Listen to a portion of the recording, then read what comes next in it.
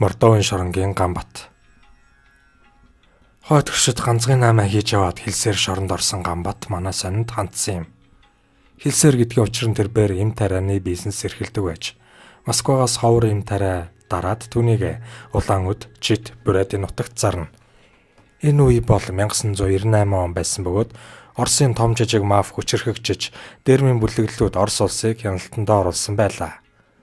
Ганба бол 1994 онд 23 дугаар дунд сургуульд үргэсэн болохоор хил усны хувьд цэвэр Орос аялгаар ярьдаг учраас түүнийг Бурят гэж андуурна. Мань наймаачин яа Бурят гэдэл дуугаад явж Москвагаас баахан эм аваад хөдөлгөхөд түүнээс нутгийн ракетууд мөнгө нэхэж дарамтлжээ.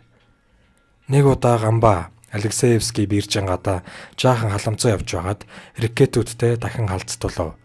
Цаатуулна. Чимо Бурят манай нутаг дээр 8 хийдэг болохоор төлбөрөө өг гэж дарамтлав. Уур нь хүрсэн Ганба. Би Оросын Бурят биш, Монгол улсын иргэн. Та нар Чингис хааныг мэдхүү гэх зэргээр томоржээ. Тэгтэл ракетийн босс нь чи бидэнд татвар төлөхгүй шийдсэн бол шийтгэл нь арай өөр байх болно. Бидэнд бити гомдоорой гэж хэлчихэд явсан байна. 4 хоногийн дараа 8 Монгол иргэн мөн л Алексеевский бирж дээр эмийн бизнесээ аялуулад гүйж явтал 2 омон түүнийг үгийн зөрөгөө хавлаад маягтай УАЗ-469 машины хоньны онхорт чигчээ. Түүнийг цагдаагийн хэлц давчран мөрдөн байцаалд явуулснаас Ганба хэрэг биш болсныг мэдэв. Мөрдөн байцаагч нь сэтгцэд нөлөөлөх эм тариа хууль бусаар наймаалсан хар тамхи мансууруулах төрлийн бодис хэрэгэлдэг гэсэн ялт тулгажээ. Ингээд ракетуудын хатгаасаар Ганба 5 жилийн хорих ялааваад Москвагаас холгүй Мордовын олон улсын шоронд орсон байна. Мордовын шорон хэдийгээр олон улсын шорон гэх боловч тэнд ял эдэлж байгаа нийт хоригдлуудын 70% Оросууд байдаг нь гайхалтай. Оросын шорон үндсэн 5 хэсэгт хуваана. War закон буюу хуулийн дээр дархлагдсан улгурууд ихнийх нь, 2 дахь хэсэг нь тахлууд, 3 дахь хэсэг нь дундчууд буюу мушикууд аж, 4 дахь хэсэгт чорт буюу нинжаач төрөөд багтана. Харин хамгийн доод давхарга нь битгүүхүүд буюу банднар ордог ажээ. Ганбагийн хувьд чорт давхаргад орчлгүй мушикуудын дунд тэсчүүлсэндээ баярлдаг байлаа. Тэрээр анх хоригдохтой 25,000 рубльтэй явсан бөгөөд түүнийг Мордовын шоронд нэрийн дасандаа хийж татах тамхи, хувцас угаах савн хоол амтлагчаас өсвөлээд амжиргааны зүйлээ аваад байсан аж. Мөн тус шоронгийн ээлжийн дараад 10,000 рубль атгуулж цэцэрлэгчээр жааны ажилд гарсан байна. Ганба Мордовын шоронд анх орсон түүхээ хуучлагтаа. Оросын шоронд амьдралын дүрм огт өөр болдог гэдгийг анх удаа яллагдсан хүмүүс мэдтгүй.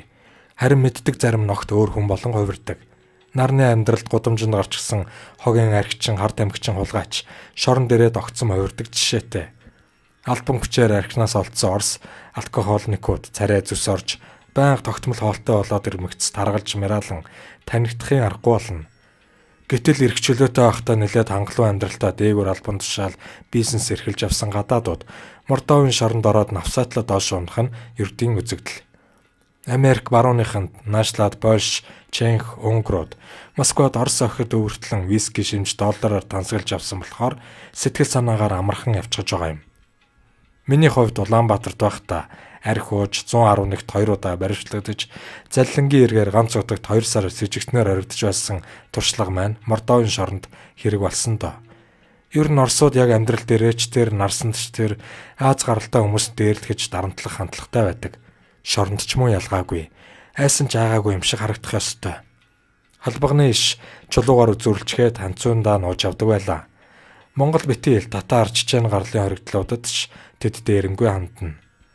Халахын шоронгоос ялгаатай зүйл нь Оросын аль шоронд цэвэрч байдлаар дүгндэг. Амаа угаасан усанд орсон, хувцас цэвэрхэн гарын хуруу өмсгүй, гутлаа тордоод тосолчихсон бол алтан дундаж буюу мушик. Мушик явахад зөвхөн war законууд хаяа нэг тушаал болгохаас өөр хинч оролдохгүй. Чөтгөрүүдийн тоонд орчих бол дархлагдсан улгурууд, тахлууд мушикүүд нь дарамтлаад эхэлнэ. Нарсанд орчхоод заваан балиар худалж хөлөх, бас дансантаа мөнгөгүй бол амархан чорт болно. Чортоос доошоо уруудаад банд битүүх болох ч амархан. Халахын шоронд банд байсан хоригдол авхаалт замбагаар дээшээ гараад хинхийг зөвлөл хийсэн тохиолдол нэг бус байдаг. Оросын шоронд бол битүүхлөл битүүхээрээ дуусна. Өргөн удам Оросын холбооны улсын альж шоронд шилжээд очсон энэ этгээд Мордовт ямар ирэмбтэй байсныг шоронгийн сүлжээгээрээ амархан мэдчихнэ. Миний хувьд монголчуудынхаа нэрийг доош нь хэлгүй. Мөшийг явсаар 3 жил 4 сарын дараа шүүх магадлангаар суллагдсандаа баярлдаг. Мордовын шоронд чөтгөр банд нартай мөшийг тахлууд гар барих, хамт оллох, үг солих зэргийг хатуу зээрлдэг байсныг хэлчихье.